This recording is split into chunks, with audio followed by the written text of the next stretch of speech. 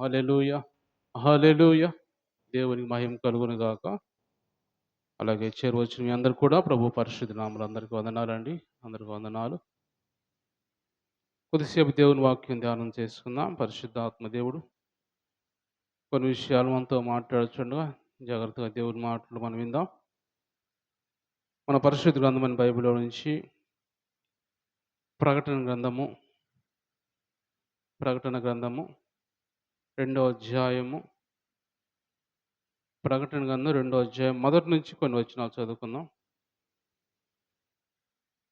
ఎఫెసులో ఉన్న సంఘపు దూతకు ఈలాగు రాయుము, 7 నక్షత్రములు తన కుడి చేత పట్టుకొని 7 దీపస్తంభముల మధ్య సంచరించువాడు చెప్పు సంగతులేవనగా, నీ క్రియలను, నీ కష్టమును, నీ సహనమును నేను ఎరుగుదును. నువ్వు దుష్టులను సహింపలేవనియు, అపొస్తలుడు కాకయే తాము అపొస్తలుమని చెప్పుకొని వారిని పరీక్షించి వారు అబద్ధికులని నీవు కనుగొంటివనియు, నీవు సహనము కలిగి నా నామము నిమిత్తము భారం భరించి అలయలేదనియు నేను ఎరుగుదును. అయినను మొదట నీకుండిన ప్రేమను నువ్వు వదిలితివని నేను నీ మీద తప్పు ఒకటి మోపవలసి ఉన్నది.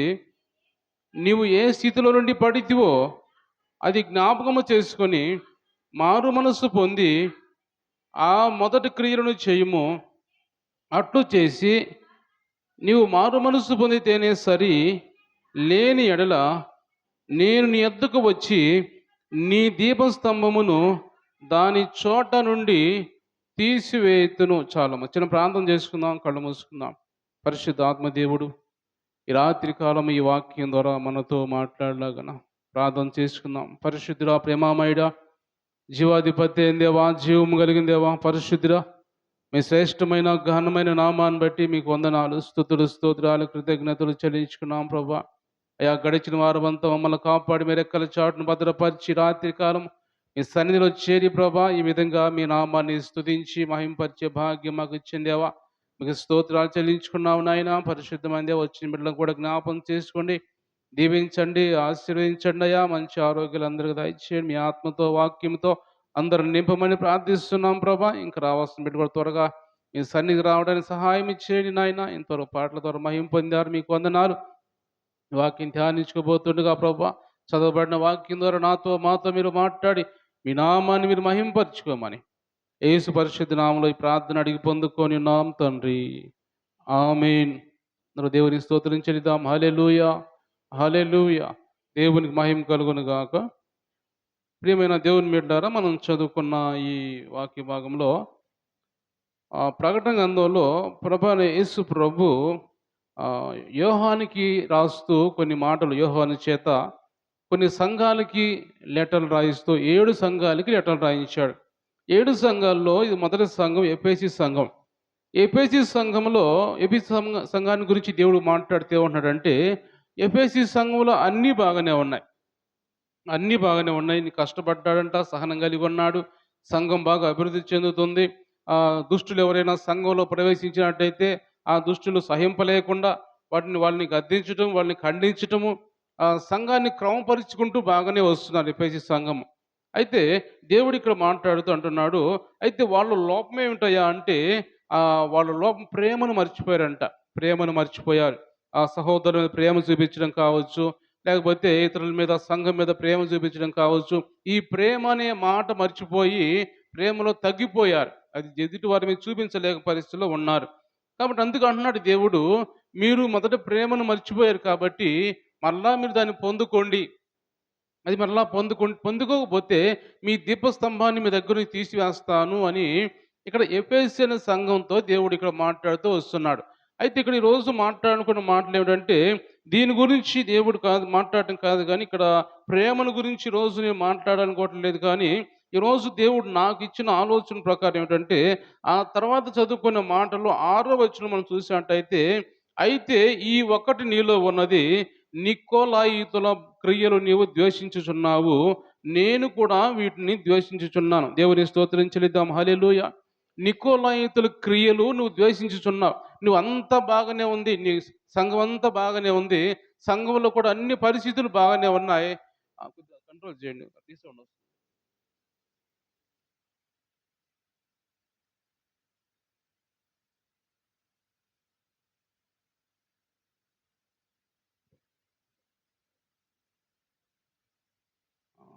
దేవుని స్తోత్రం చెల్లిద్దాం. హల్లెలూయా. ఇక్కడ సంఘాన్ని గురించి దేవుడు మాట్లాడుతూ ఈ సంఘం బాగానే ఉంది కానీ అన్ని సంఘంలో కష్టపడుతున్నారు, మంచిగా ఆత్మీయంగా బలపడుతున్నారు, మంచిగా ఏదన్నా వ్యతిరేకత వస్తే దాన్ని ఖండిస్తూ ఉన్నారు, అంతా బాగానే ఉంది కానీ ఇంకా అది కూడా నేను ఇంకోటి నేను మెచ్చుకుంటున్నాను. నేను ఈ సంఘాన్ని మెచ్చుకుంటాడు యేసు ప్రభు. దేని గురించి మెచ్చుకుంటాడంటే నికోలాయితుల క్రియలు నువ్వు ద్వేషించున్నావు, నాకు కూడా వెంట ఇష్టం లేదు, నేను కూడా వాటిని ద్వేషించున్నాను అంటాడు. అంటే నికోలాయితుల క్రియలు అంటే ఏమిటి అసలు? నికోలాయితులు ఎవరు అసలు అని ఆలోచన చేస్తే కొన్ని మాటలు నేను చూసినప్పుడు, చరిత్రలో కొన్ని మాటలు తెలుసుకున్నప్పుడు చూసినప్పుడు నికోలాస్ అని అపోస్తుల కార్యములు 6వ అధ్యాయంలో 7 పరిచారకులు ఉంటారు. దేవుడు 7 పరిచారకులు వాళ్ళు ఉంటారు. శపను కావచ్చు, పిలుపు కావచ్చు, ప్రోకోరు, నికానోసు, తిర్మనాసు అని కొంతమంది వాళ్ళల్లో ఒక మనిషి నికోలాస్ ఉంటాడు. నికోలాస్ పరిచారకుల్లో ఒకడు. ఈ నికోలాసే ఒక మంచి ఆత్మీయంగా ఉన్నవాడు, ఆత్మ కలిగి ఉన్న ఈ నికోలాసు రాను రాను దుర్బోధ వైపు తిరిగిపోయాడు. రాను రాను దుర్బోధ వైపు తిరిగిపోయి అతను సంఘాన్ని పాడు చేసే విధంగా ఆయన మాటలు మారిపోయినాయి. ఆయన ఆలోచనలు మారిపోయి మంచిగా ఆత్మ కలిగిన వాడు పూర్తిగా మారిపోయి దుర్బోధల వైపు తిరిగిపోయాడు ఆయన అని కొంతమంది చరిత్రకారులు ఆ నికోలస్ ఆయనేనని చెబుతారు. అలా ఆయన బోధ అలా ఉంది కాబట్టి నికోలాస్ అంటే తప్పు దోవ పట్టించేవాడు, తప్పు ద్రోవ పట్టించేవాడు నికోలాస్ అంటే. అలాగా తప్పు దోవ పట్టించేవాడుగా ఇతను మారిపోయినట్టుగా మన చరిత్రలో కొన్ని మాటలు చూస్తాం మనం. అయితే ఇక్కడ అతను ఏం పట్టిస్తున్నాడు? ఈ నికోలాయితుల బోధ అనేది ఏమిటిది అనంటే మనం స్పష్టంగా మనం చూసినట్టయితే అదే 2వ అధ్యాయంలోనే తూయితరైన సంఘముతో మాట్లాడుతూ యేసు ప్రభు ఉత్తరం రాస్తూ అంటాడక్కడ. అక్కడ మనం చూస్తున్నట్టయితే తుయితెర ఉన్న సంఘం దూతకు రాస్తూ ఏమంటాడంటే ఆ సంఘములు కూడా అన్ని బాగానే ఉంటాయి. ఏముంటాయి అక్కడ? నీ పరిచర్య బాగుంది, నీ సహనం బాగుంది, నీ నీ మొదటి క్రియల కన్నా నీ కడపటి క్రియలు ఇంకా మరి ఎక్కువగా ఉన్నాయి, నేను ఎరుగుదును. అయినను నీ మీద తప్పు ఒకటి నేను మోపవలసి ఉన్నది ఏమనగా, తాను ప్రవక్తనని చెప్పుకొనుచున్న యెజబెలు అనే స్త్రీని వండించున్నావు.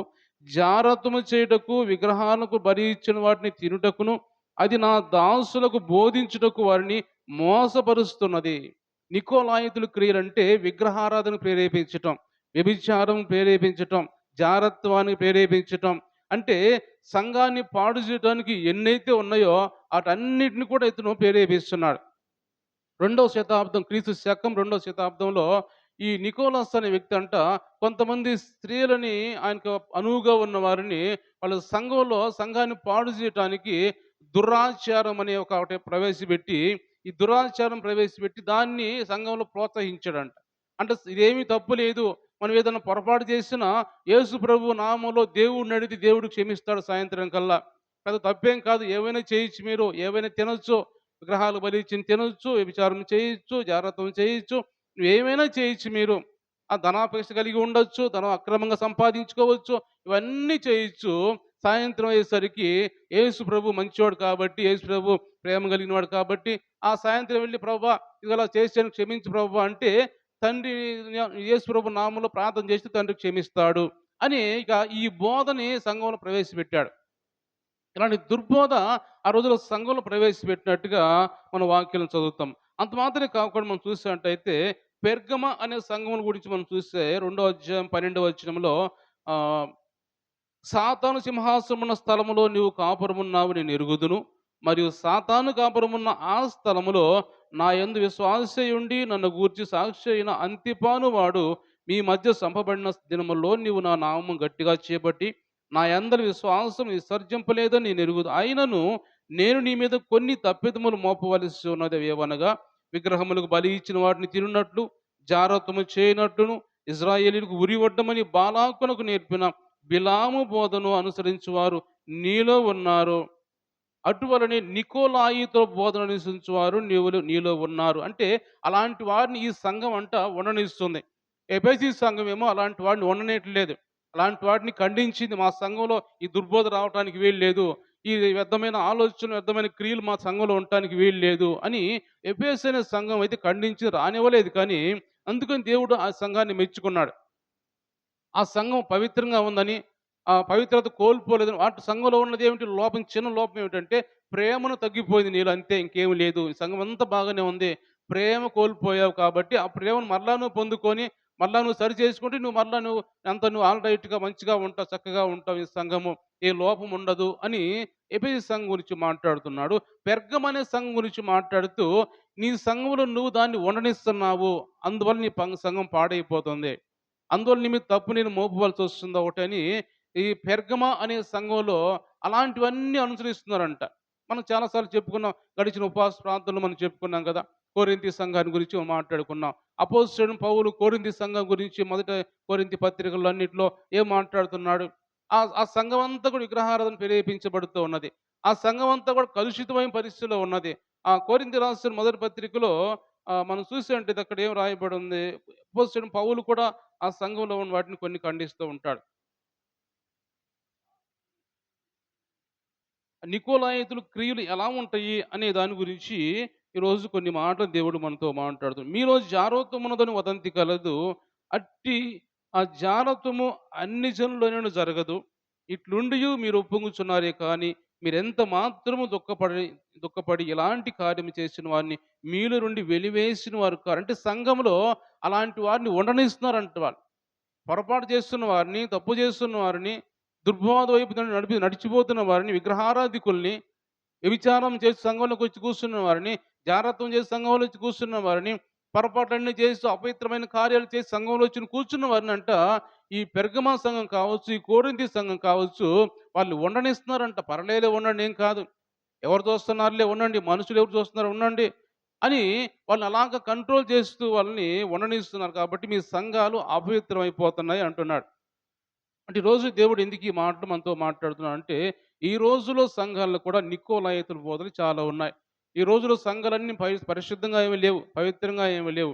నికోలాయితుల బోధలు అంటే బోధకులే బోధిస్తూ ఉన్నారు. వాళ్ళే ఏమి కాదులేని దాని గురించి అన్నట్టుగా సంఘాల్ని పాడు చేసే విధంగా చాలా మాటలు చెబుతూ ఉన్నారు.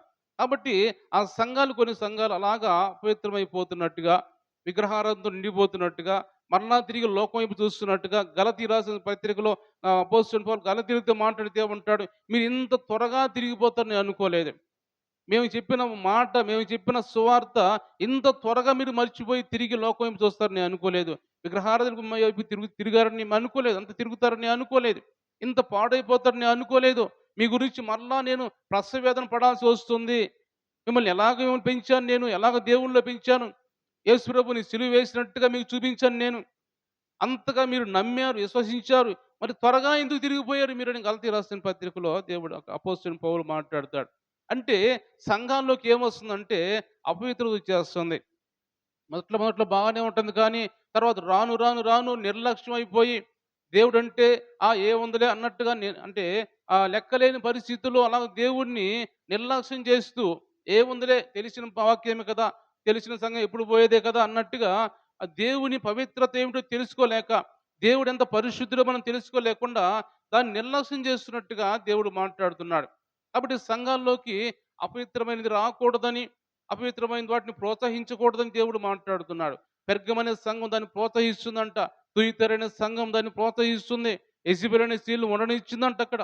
అంటే దాన్ని ఉండనిచ్చిందంటే దాన్ని కాపాడుతున్న, దాన్ని ప్రోత్సహిస్తున్నాడు సంఘస్థులు. ఆ సంఘస్థులందరూ తెలియకుండా ఏమి లేదు. ఒక మనిషి అపవిత్రమైన మనిషి ఉందంటే సంఘస్థులందరూ తెలియకుండా ఉండదు. తెలిసి కూడా అలాంటి వారిని ప్రోత్సహిస్తున్నారు. అపోస్తలుడైన పౌలు ఇక్కడ కొరింథీ రాసిన మొదటి పత్రికలో 5వ అధ్యాయం రాసిన మాట ఏమిటంటే, మీరు తెలిసి కూడా అతన్ని ఖండించట్లేదు. ఆ వ్యక్తి ఎవరైతే ఉన్నారో వ్యక్తిని మీరు ఖండించకుండా దాన్ని ప్రోత్సహిస్తున్నారు అలా చేసిన వాడిని. అలాంటి పని, అలాంటి క్రియ అన్ని జనులు కూడా చేయరు అలాంటి పని. అలాంటి క్రియలు చేసిన వారిని ఉండనిస్తూ సంఘాన్ని అపవిత్రం చేస్తున్నారు మీరు అని అపోస్తలుడైన పౌలు కొరింథీ సంఘంతో మాట్లాడతాడు. అలాగే తుయితైర సంఘంతో, పెర్గమా సంఘంతో దేవుడు మాట్లాడుతూ, మీ సంఘాలు ఇలాంటివి ఏలుబడి చేస్తున్నాయి. కాబట్టి మీ సంఘాలు మీరు పరలోక రాజ్యం వెళ్ళలేరు. మీరు దేవుని రాజ్యానికి అర్హులు కారు. ఇది మీరు సరి చేసుకుంటేనే మీరు మీరు దేవుని రాజ్యానికి అర్హులవుతారు కానీ, లేకపోతే ఏమాత్రం అర్హులు కారని ఇక్కడ దేవుడు ఇక్కడ వాక్యం ద్వారా మాట్లాడుతున్నాడు. కాబట్టి ఈరోజు దేవుడు మనతో మాట్లాడుతున్న మాటలు కూడా ఏమిటంటే, మనలో కూడా ఏమన్నా విగ్రహారాధనకు సంబంధించిన ఆలోచనలు, లోక సంబంధించిన ఆలోచనలు లేకపోతే ఈ నికోలాయితుల బోధల వలె అన్ని ఆచారాలు ఇంకా మనం దేవుడిని నమ్ముకొని కూడా అన్ని ఆచారాలు సాంప్రదాయాల వైపు తిరిగిపోతూ ఏమి కాదులని అని ఆలోచిస్తూ మనం ఒకవేళ ఎవరైనా ఉన్నట్టయితే వారితో దేవుడు మాట్లాడుతున్నాడు. అవి మంచివి కాదు, అపవిత్రమైనవి, అవి మనం తీసివేసుకుంటేనే మనము, అందుకే దేవుడు మనతో అంటున్నాడు, నీలో ఒకటి ఉంది, నీలో ఒక తప్పు ఒకటి నేను మోపవలసింది అంటున్నాడు. ప్రతి మనిషితో అయితే మాట్లాడుతున్నాడు దేవుడు. నీ మీద ఒక తప్పు నేను ఒకటి మోపుతున్నాను, ఏమిటి నీలో ఈ ఒక లోపం ఉంది, ఆ లోపాన్ని నువ్వు సరిచేసుకొని దేవుడు మాట్లాడు. ఈరోజు మనతో అందరితో మాట్లాడుతున్నాడు. మనలో ఏ లోపం ఉందో, ఏ ప్రాబ్లం ఉందో దాన్ని తీసివేసుకోండి అని దేవుడు ఈరోజు మనతో మాట్లాడుతున్నాడు. ప్రతి ఒక్కరూ అలాగా తీసివేసుకొని, ప్రతి ఒక్కరూ అన్ని విషయాల్లో కూడా ప్రేమ కలిగి, లేకపోతే ఆ సంఘాన్ని గురించి సహనం కలిగి, ఎన్ని ఇబ్బందులొచ్చినా, శ్రమలొచ్చినా వాటిని ఓర్చుకుంటూ సహనములో కానీ అన్ని విషయాల్లో మనం ఉన్నట్టయితే దేవుడు మనల్ని ఆయన రాజ్యానికి వారసులుగా చేసుకుంటానని దేవుడు మాట్లాడుతున్నాడు. లేకపోతే మీ మీద నేను తప్పు మోపవలసి వస్తుంది, మీరు దేవుని రాజ్యానికి అర్హులు కారు మీరు అని దేవుడు మాట్లాడుతున్నాడు.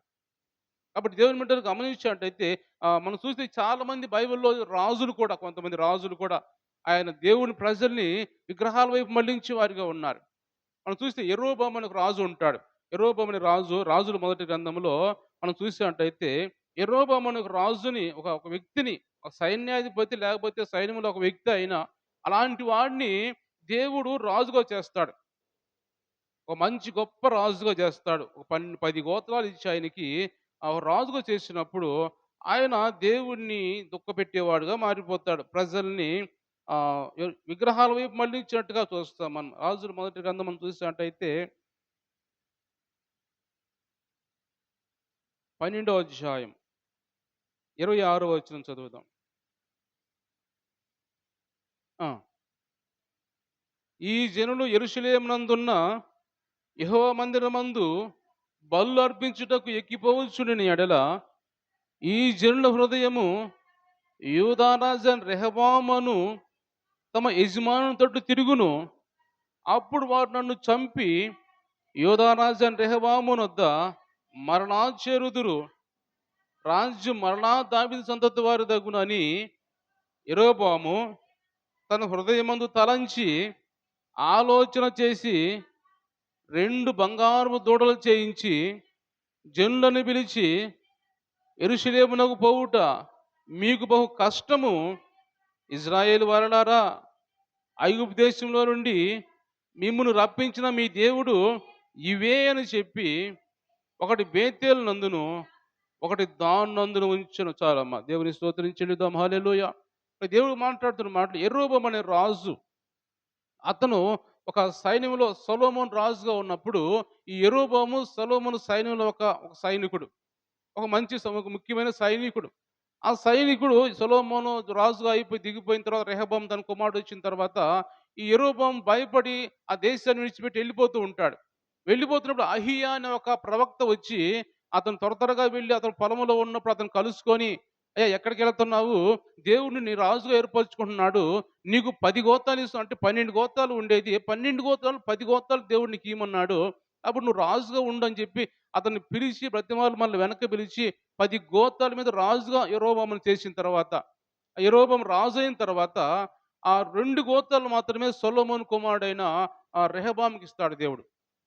అయితే ఈ 10 గోత్రాల మీద ఉన్న రాజు ఏమనుకుంటాడు, ఒకవేళ ప్రజలందరూ నా దగ్గర నుంచి మరలా యెరూషలేములో ఉన్న దేవాలయానికి పోతారేమో, ఆ దేవాలయానికి పోయి నన్ను మర్చిపోతారేమో, నన్ను పూర్తిగా దూరం చేస్తారుంటారేమో అని ఒక ఆలోచనతోటి 2 బంగారు దూడలను చేయించుకొని ఆ ప్రాంతంలో పెట్టుకొని, ఇజ్రాయెల్ దేశంలో పెట్టుకొని, షోమ్రోన్‌లో పెట్టుకొని, వాటిని పూజించండి మీరు.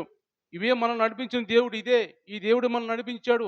ఈ ప్రజలందరూ నడిపించింది ఐగుప్తు దేశం నుంచి ఎవరనుకుంటున్నారు, ఈ దూడలే అని ఒక దురాలోచనలు మనుషులు హృదయాలు మార్చే విధంగా చేసి ఈ యెరోబాము ప్రజలందరూ మనసులు మార్చాడు. ఈ ప్రజలందరూ ఏముంది, మనుషులు అలాంటి వారు రాజు చెప్పాడు కదా అని విందాములే అని వారందరూ కూడా విగ్రహాల వైపు మర్చిపోయారు, మళ్ళారు.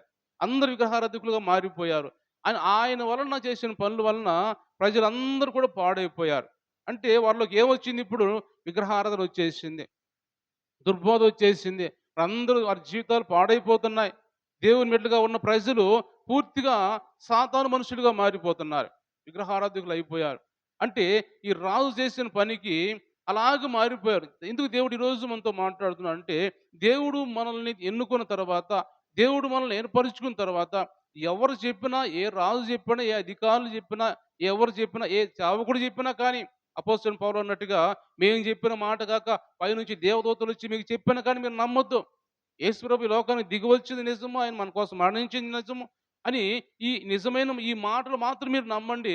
ఇవి తప్ప పైనుంచి దేవదూత వచ్చి మీకు చెప్పినా, మరొకటి చెప్పినా మీరు నమ్మొద్దు అన్నట్టుగా దేవుడు ఈరోజు మనతో మాట్లాడుతున్న మాటలు. మనము కూడా దేవుడు మనం ఏమైతే వింటున్నామో ఆ మాటలు మనం మన హృదయాల్లోకి తీసుకొని ఉండాలి. కానీ ఎవరు ఏం చెప్పినా ఏం కాదులే, ఇది తీసుకుంటే ఏం కాదులే, ఇది తింటే ఏం కాదులే, ఇది చూస్తే ఏం కాదులే, ఇలా మాట్లాడితే ఏం కాదులే అని రకరకాలుగా కొంతమంది, అంటే సీనియర్ మోస్ట్ ఉంటారు కొంతమంది. అలాంటి వాళ్ళు ముదిరిపోయిన మనుషులు ఉంటారు కొంతమంది. వాళ్ళంటారు, ఏం కాదులే, మేము చానాల నుంచి పోతున్నాం, చేస్తున్నాం, మేము బాగానే ఉన్నాం కదా! ఏం కాదులే, మీరు చేయండిలే, ఏం కాదు" అనే విధంగా, అంటే వాళ్ళలోకి ఒక అసహనం అనేది, వాళ్ళకొక హృదయాల్లోకి ఒక పాపం అనేది పంపిస్తూ ఉంటారు.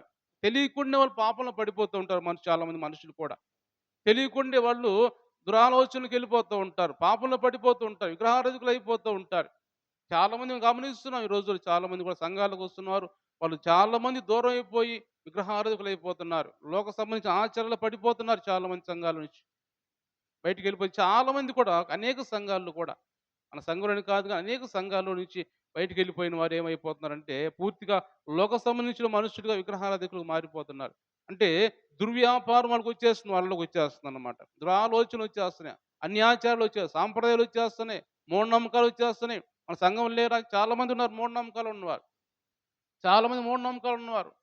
ఎవరైనా ఎదురొస్తున్న పక్కకు పోయేవాళ్ళు లేరా? అవి మూఢనమ్మకాలు. దేవుడు చెప్పాడు మనకేమన్నా అలాంటివి ఉండయని? ఎదురొస్తున్న పక్కకు పొండి. ఇవన్నీ మనకు అవసరం, మనకివన్నీ కూడా. దేవుని బిడ్డగా ఉన్న మనం ఇంటి దగ్గర నుంచి ప్రార్థన చేసుకొని బయలుదేరామంటే ఏది కూడా మనకేం చేయదు. మనల్ని ఏమి చేయదు ఏ సాతాను కూడా. ప్రార్థన చేసుకొని బయలుదేరుతున్నాం ఇంటి దగ్గర నుంచి. అలా బయలుదేరినప్పుడు ప్రార్థన చేస్తున్నప్పుడు ప్రార్థన మనల్ని కాపాడిద్ది. నువ్వు ఎవరు ఎదురొచ్చినా, పిల్లి ఎదురొచ్చినా, మనిషి ఎదురొచ్చినా, ఇంకొకటి ఎదురొచ్చినా, కుక్క ఎదురొచ్చినా ఏమి కాదు మనకి. ఈ నమ్మకం, విశ్వాసం మనకుండాల. అలాంటి మూఢనమ్మకాలున్న వాళ్ళు దేవుని రాజ్యానికి పోరు. అది ఖచ్చితంగా ఇది నిజమే, ఇది నేను చెప్తున్న మాట. బలిపీఠం దగ్గరుండి దేవుని సన్నిధిలో మాట్లాడుతున్న మూఢనమ్మకాలు ఉన్నవారు అనుకోవచ్చు, నేను దేవుని రాజ్యానికి వెళ్తానే అనుకుంటున్నారు కానీ ఎవ్వరు కూడా ఎళ్ళరు. ఒక్క అడుగు కూడా పెట్టరన్నమాట దేవుని రాజ్యంలోకి. ఇవన్నీ సరి చేసుకొని దేవుని సన్నిధిలో మంచిగా దేవుని ప్రార్థన చేసుకుంటే ఏముండదు మనకి. అన్నీ దేవుడు చూసుకుంటాడు అనే ఒక ఆలోచనతో ఎవరైతే ఉంటారో వాళ్ళే దేవుని రాజ్యానికి అర్హులవుతారు. కానీ ఇలాంటి నమ్మకాలు, ఆచారాలు, సాంప్రదాయాలు, విగ్రహారాధికులు ఏం కాదు, ఇది తింటే ఏం కాదు, ఇది చేస్తే ఏం కాదు, ఇది మాట్లాడితే ఏం కాదు అని రకరకాలుగా మనం చేసిన మాటలన్నీ కూడా దేవుని రాజ్యంలో దేవుడు ఒక పుస్తకం పెట్టి ఉన్నాడు. ఇవన్నీ అక్కడ రాస్తూ ఉంటాడు దేవుడు. మనం చేసే ప్రతి మాట రాస్తూ ఉంటాడు. మనం చేసే ప్రతి క్రియ రాస్తూ ఉంటాడు దేవుడు. ఒక రోజు అవన్నీ, ఒక దినం రాబోతుంది. ఆ దినాన అవన్నీ దేవుడు చదువుతాడు. దేవుని దూతలు చదువుతూ ఉంటారు. అవన్నీ మనం ఏం పనులు చేసామో చదువుతూ ఉంటారు కాబట్టి, మనం ముందుగానే దేవుడు సేవకుల ద్వారా హెచ్చరిస్తున్నాడు కాబట్టి, ఇవి లేనంత వరకు మనం తగ్గించుకొని, ఆ మాటలు కానీ, క్రియలు కానీ, ఆలోచన తగ్గించుకొని, ఈ విగ్రహారాధనన్నిటిని దూరపరుచుకొని మనము ఒక దేవుని బిడ్డలుగా, దేవుడు మనల్ని ఎలా రక్షించాడో, ఎలా కాపాడాడో, ఎలా పిలుచుకున్నాడో, అలాంటి మంచి హృదయం కలిగి మనం దేవుడు ఉండాలని దేవుడు మాట్లాడుతున్నాడు. దేవుడు అంటాడు, "మీ దేహము దేవుని ఆలయం" అంటున్నాడు దేవుడు. అలాంటి ఆలయాన్ని మనం పాడు చేయకూడదు కదా! మన అవయవాలు ఏమిటి? దేవునికి ఇష్టమైన అవయవాలు మనవన్నీ కూడా. అవయవాలతో దేవుని గనపరచాలి కానీ, లోకాన్ని గనపరచకూడదని దేవుడు మాట్లాడుతున్నాడు. కాబట్టి దేవుడు మనతో మాట్లాడుతున్న మాటలు ఏమంటే, ఈరోజు ఆహ్, ఎఫెసీ సంఘంతో మాట్లాడినట్టుగా ఎఫెసీ సంఘం ఏం చేసింది? అలాంటి వాటిని దూరం పరిచింది. పెర్గమ సంఘము, తుయతైర సంఘం ఏం చేసింది? వాటిని ఉండనిచ్చింది. వాటిని ఉండనిస్తుంది కాబట్టి ఆ సంఘాలు అపవిత్రమైపోతున్నాయి. ఆ సంఘాలు ఎదగలేకపోతున్నాయి. ఈరోజు సంఘాలు ఎందుకు ఎదగలేకపోతున్నాయంటే, ఆ సంఘాల్లో పాపం ఉన్నట్టుగా మనం గమనించాలి. ఆకాను అనే ఒక వ్యక్తి ఉన్నాడు. ఆకాను. ఆకాను అని యెహోషువ గ్రంథం 7వ అధ్యాయంలో ఆకాను అనే ఒక వ్యక్తి ఉంటాడు. ఆకాను అనే వ్యక్తిని ఆహ్, ఆయన పాపం చేస్తాడు. ఏం చేస్తాడంటే, ఆయన ఒక ఏమైతే దేవుడు తీసుకోవద్దు అని అంటాడో, యెరికో పట్టణం కాల్చిపోయేటప్పుడు, "యెరికో పట్టణం కాల్చివేయండి, నన్ను ఏం తీసుకోవద్దు మీరని" దేవుడు మాట్లాడతాడు. అన్నప్పుడు వాళ్ళు ప్రయాణంలో వెళ్తున్నప్పుడు ఐగుప్తు దేశం నుంచి వెళ్ళే దారిలో జరిగిన సంఘటన ఇది. ఆ ఎరుకో పట్టణం వెళ్ళి దాన్ని కాల్చివేసే పరిస్థితుల్లో ఈ ఆకాన్ ఏం చేస్తాడు? ఏమైతే అని కంటికి బాగా ఇంపుగా కనపడతాయి. ఒక మంచి బంగారము లేకపోతే షినారు వస్త్రాలు మంచిగా కనపడినప్పుడు అవి తీసుకొని దాచిపెట్టుకుంటాడు. ఎవరు చూడలేదనుకున్నాడు కానీ దేవుడు చూసాడు.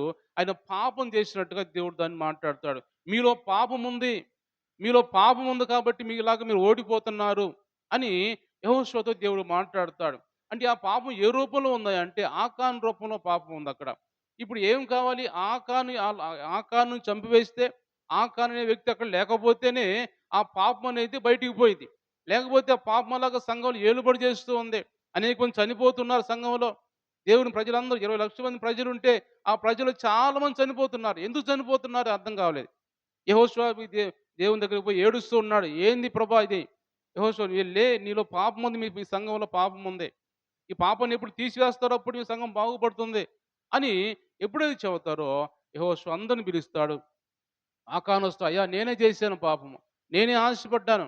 నేనే ఆశపడి ఒక బంగారు ఆహ్, కడ్డీ లేకపోతే సినార వస్త్రము ఇవన్నీ తీసి మా గుడారంలో దాచిపెట్టానంటాడు. ఎందుకు ఈ పాపం చేసావని, నువ్వు పాపం చేసి మనుషులను బాధపెట్టావు కాబట్టి నీకు కూడా ఇలా జరుగుతుంది. ఎప్పుడైతే అంటావో ప్రజలందరూ రాళ్ళు తీసుకొని కొట్టి, ఆ రాళ్ళు తీసుకొని కొట్టి అందరూ ఆయన్ని చంపివేసి పెద్ద కుప్ప వాడి మీద రాళ్ళు కనపడకుండా కుప్పేస్తారు. కాల్చివేస్తారు. అంటే పాపాన్ని కాల్చివేశారు. పాపాన్ని సమాధి చేశారు కాబట్టి, ఆ సంఘం ఇంక తర్వాత సంతోషంగా ముందుకు కొనసాగిపోయారు. ఆ సంఘంలో ఇంక ఏ మలినం, డాగు లేకుండా అన్ని దేశాలను జయించుకుంటూ కనాను దేశం వెళ్ళిపోయారు వాళ్ళు. అంటే పాపాన్ని సమాధి చేశారు. పాపాన్ని చంపివేశారు వాళ్ళు. ఆకాను రూపంలో ఉన్న పాపాన్ని చంపివేశారు కాబట్టి, ఈరోజు మనం కూడా జయంగా మన జయ జీవితం మనకు కావాలంటే, విజయం పొందాలంటే సాతాను మీద, మనలో కూడా ఆకాను లాంటి పాపం మీద దాగి ఉంటే, అది మనం తీసివేసుకున్నట్టయితే, దాన్ని సమాధి చేసినట్టయితే, దాన్ని చంపివేసినట్టయితే, మనం కూడా కనాను దేశమైన పరమ కనాను దేశానికి మనం కొనసాగెళ్ళటానికి దేవుడు అవకాశం ఇస్తాడు. దేవుని స్తోత్రం చెల్లిద్దాం. హల్లెలూయా! కాబట్టి దేవుని బిడ్డలు గమనించినట్టయితే ఈరోజు దేవుడు మనతో మాట్లాడుతున్నాడు. ఆ విగ్రహారాధన అనేది నికోలాయితుల బోధ అనేది మనం పూర్తిగా దాన్ని దూరపరచాలని దేవుడు మాట్లాడుతూ ఉన్నాడు. నికోలాయితుల బోధ అలా ఎలాంటి బోధ అది? వాళ్ళు ఏం చేస్తారు? పాపంలో స్వేచ్ఛ అంట. కొన్ని మనం చూసినట్టయితే వారి బోధలు, వాళ్ళ ఆచారాలు ఎలా ఉంటాయంటే, పాపము స్వేచ్ఛగా చేయొచ్చు అని వాళ్ళు ఒక మాట చెబుతారు. క్రీస్తు మనల్ని విముక్తి చేశాడు కాబట్టి, మనం ఏ పాపం చేసినా స్వర్గానికెళ్తాము అనే ఒక పాయింట్ వాళ్ళు మాట్లాడతారు. ఇంకోటేమిటంటే దురాచారం. యెజెబెలు చెప్పినట్టుగా ఏమైతే చేసిందో యెజెబెలు అలాంటివన్నీ చేయవచ్చు అని రెండో మాట చెప్పారు. ఇంకొకటేం చెప్పారంటే విగ్రహారాధన ఏమైనా తినవచ్చు, ఏమైనా చేయొచ్చు మనము. ఏమి కాదు మనకి అని మాట ఒకటి.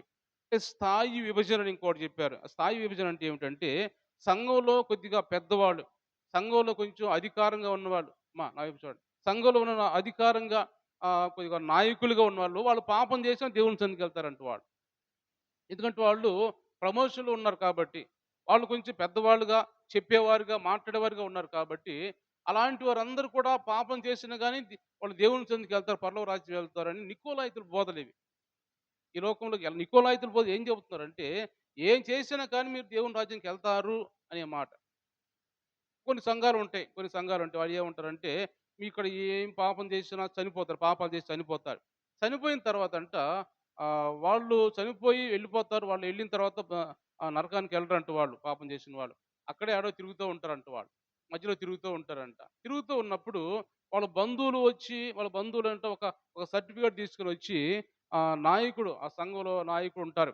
ఆ నాయకుడి దగ్గరికొచ్చి ఒక సంతకం పెట్టించుకొని ఆయి ఒక లెటర్ రాసి, ఈయన చేసిన పాపం క్షమించబడింది అని ఒక లెటర్ రాసి ఆ నాయకుడు సంతకం పెడితే, ఆ సంతకం పెట్టిన దానికి కొంత డబ్బు తీసుకుంటారు ఈ నాయకులు. కొన్ని వేలని తీసుకుంటారు సంఘంలో. అది తీసుకొని దాన్ని ప్రమోషన్ చేస్తారనమాట. దాన్ని పక్కన పెట్టి ప్రార్థన చేసి దాన్ని "ఆయనెళ్ళిపోయాడు మీ మీ బంధువులు ఇకన ఎళ్ళిపోయారు. పరలోక రాజ్యం వెళ్ళిపోయారు. ఇక ఎళ్ళిపోవచ్చు మీరింక దిగులేమి లేదు మీకు" అని చెప్తారు. అని ఆ సంఘం పేరు నేను చెప్పలేను గానీ, అలాంటి సంఘాలు చాలా ఇప్పుడున్నాయి. నడుస్తున్నాయి ఇప్పుడు గూడా. అంటే పాపం చేసిన గాని ఒక సర్టిఫికేట్ ఇస్తే కింద భూమి మీద, ఆ సర్టిఫికేట్‌తో ఆ సేవకుడు ప్రార్థన చేస్తే, ఆ ప్రార్థన దేవుడికి వినబడి, సరే నేను క్షమించేసాను. ఇంక వదిలేసేయి అని చెప్పి ఆయన తీసుకుంటాడంట పరలోక రాజ్యానికి. ఇలాంటి రకరకాల దుర్బోధలు ఇప్పుడు గూడా ఉన్నాయి. అప్పుడు కాదు రెండో శతాబ్దంలో ఉన్నాయి. మనం చెప్పు నికోలస్ బోధలో. ఇప్పుడు కూడా అలాగే ఉన్నాయి. ఎందుకు ఈ దేవుడు ఇప్పుడు మనతో మాట్లాడుతున్నాడంటే, ఇప్పుడు కూడా అలాంటి బోధనలు ఉన్నాయి కాబట్టి, అలాంటి వాటిని మనం ప్రోత్సహించకూడదని దేవుడు మాట్లాడుతున్నాడు. ఇప్పుడు మన సంఘాల కోసం మనందరూ కూడా, మన పక్కన ఉన్నవారు కావచ్చు, మనతో వస్తున్నవారు కావచ్చు, ఏదైనా లోపం ఉంటే, ఏదైనా ఉంటే సరి చేసుకొనిరా అని చెప్పాలంతే. లేకపోతే సంఘానికి రావద్దు. మీగుండా మా సంఘం అపవిత్రం అయిపోతుంది. మీగుండా మాకు చెడ్డ పేరు వస్తది. రావద్దు. మొఖమాటం లేకుండా చెప్పేసేయాల. తర్వాత ఏమన్నా జరిగింది. తర్వాత ఏమన్నా మాట్లాడని. అలాంటి వారు వస్తున్నప్పుడు మొహమాటలు లేకుండా చెప్పేవారిగా ఉండాలి. ఎందుకంటే లేకపోతే అలాంటి వారి వల్ల సంఘం అంతా పాడైపోతుంది. తుయితీర సంఘంలో యెజబెల్ లాంటి వారు ఉన్నారు. ప్రవక్తిని ఉందంట. ఆ ప్రవక్తిని ఏం చేస్తుంది? వచ్చిన వాళ్ళందరిని కూడా దురాచారానికి అన్నిటికి ప్రోత్సహిస్తూ ఉంది కాబట్టి, ఎన్నో సార్లు నేను చెప్పాను కానీ ఇంటలేదు. దాన్ని మంచాన పట్టిస్తాను నేను. దాన్ని పాడు చేస్తాను, చంపేస్తాను నేను అని చెప్పి ఒక మాట అక్కడ రాయబడి ఉంటదక్కడ. అంటే ఎన్ని సార్లు చెప్పినా వింటలేదంట అది.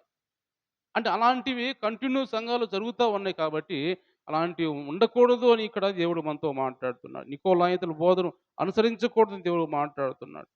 కాబట్టి దేవుని బిడ్డలు గమనించినట్టయితే ఇంకా వాళ్ళ గురించి చాలా విషయాలున్నాయి కానీ, మనకు సమయం చాలా తక్కువ ఉన్నది కాబట్టి, ఆ నికోలాయితుల బోధలు ఇంకేమి లేదు. నికోలాయితుల బోధలంటే విగ్రహారాధన, వ్యభిచారము, జారత్వము, ధనాశ ఇవన్నీ కూడా వాళ్ళు ప్రోత్సహించొచ్చు, చెయ్యొచ్చు. అది చేసినా మనం పరలోక రాజ్యం వెళ్తాం. చేసినా యేసుక్రీస్తుని ఒక్క మాట అడిగితే క్షమిస్తాడు అని ప్రజలు తప్పుదోవ పట్టించే విధంగా మాట్లాడేవి నికోలాయితుల బోధ. కాబట్టి అలాంటి సంఘాల్లో ఉన్నాయి కాబట్టి ఈ రోజుల్లో కూడా అలాంటి వాటిని ప్రోత్సహించకూడదు.